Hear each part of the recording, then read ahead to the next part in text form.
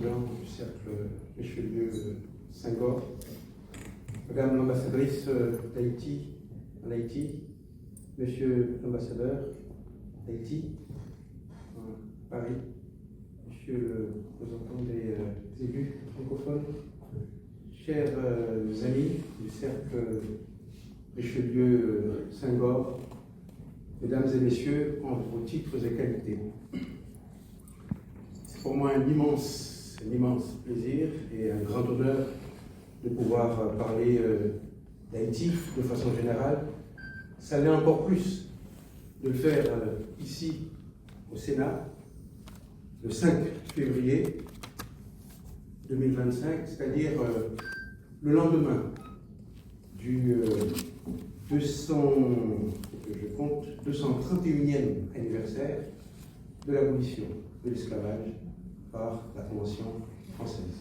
Je vous demande d'applaudir, s'il vous plaît.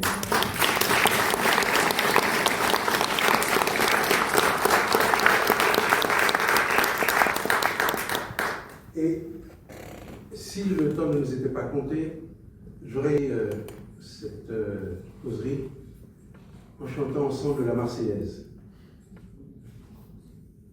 Et je pense que ça vaut la peine, même qu'elle fait double.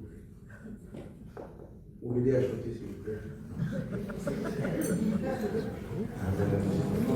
De la patrie, je dois faire arriver contre nous de la tyrannie, l'étendard sanglant élevé, l'étendard sanglant élevé.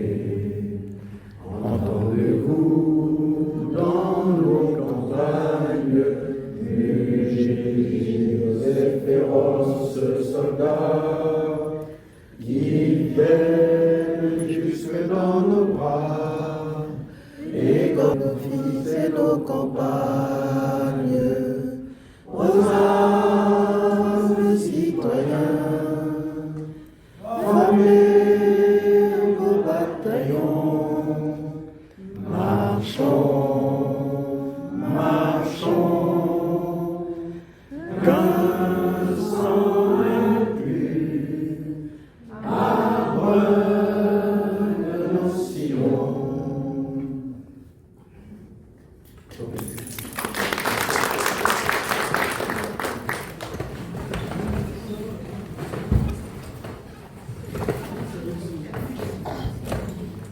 Je commencerai par vous dire que chanter la Marseillaise pour un Haïtien, pour un descendant de toute son ouverture, c'est un acte pur. C'est un acte noble parce que jusqu'à ce qu'il soit arrêté et finalement enfermé au fort du jour pour y être assassiné, c'est par ce chant que toute son ouverture est montée à l'assaut des deux couronnes. La couronne d'Espagne, la couronne d'Angleterre. C'est-à-dire que pour remettre les choses dans leur contexte historique, nous sommes du même combat. Nos deux pays, nos deux républiques sont nés à partir des mêmes idéaux et que la Marseillaise, le drapeau tricolore ont flotté de part et d'autre du front de la guerre qui a conduit à l'indépendance d'Haïti. Donc, la Marseillaise n'est pas un chant étranger, au contraire, il a été chanté, et le drapeau tricolore a flotté sur notre autonomie avant qu'il ne soit, on va dire, transformé et que Haïti devienne un pays indépendant. Haïti, géographiquement parlant, c'est 27 750 km², c'est-à-dire à peu près à la taille de la Bretagne. Mais alors que la Bretagne est peuplée de 3 millions d'habitants, nous, c'est 11 750 000. C'est-à-dire à peu près 3 fois plus peuplé que la Bretagne.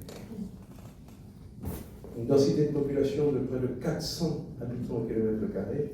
Cela veut dire que si la France était aussi peuplée que l'est Haïti, avec les mêmes densités, nous ne serions pas une soixantaine de millions, mais près de 240 millions. ça, la réalité géographique et démographique d'Haïti. Haïti, c'est aussi le pays où l'espérance de vie de la Caraïbe atteint, on va dire, son point le plus bas. À mon âge, je suis statistiquement mort dans le pays natal. Et c'est pour ça que ma gratitude pour la France, en particulier pour Paris, où j'habite depuis plus de 40 ans, est sans borne, sans limite, et je me sens ici aussi chez moi.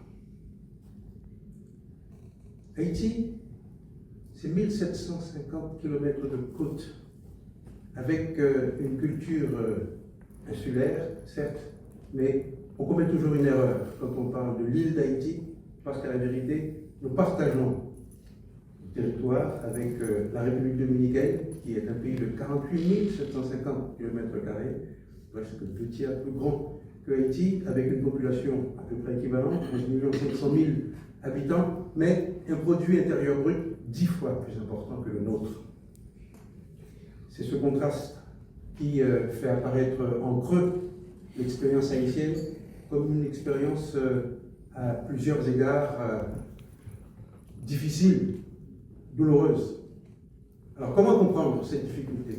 Il y a certainement la part de la nature, de ne pas faire de déterminisme géographique, mais je pense que par sa position en latitude, tout d'abord, environ 17 degrés de latitude nord, dans la partie occidentale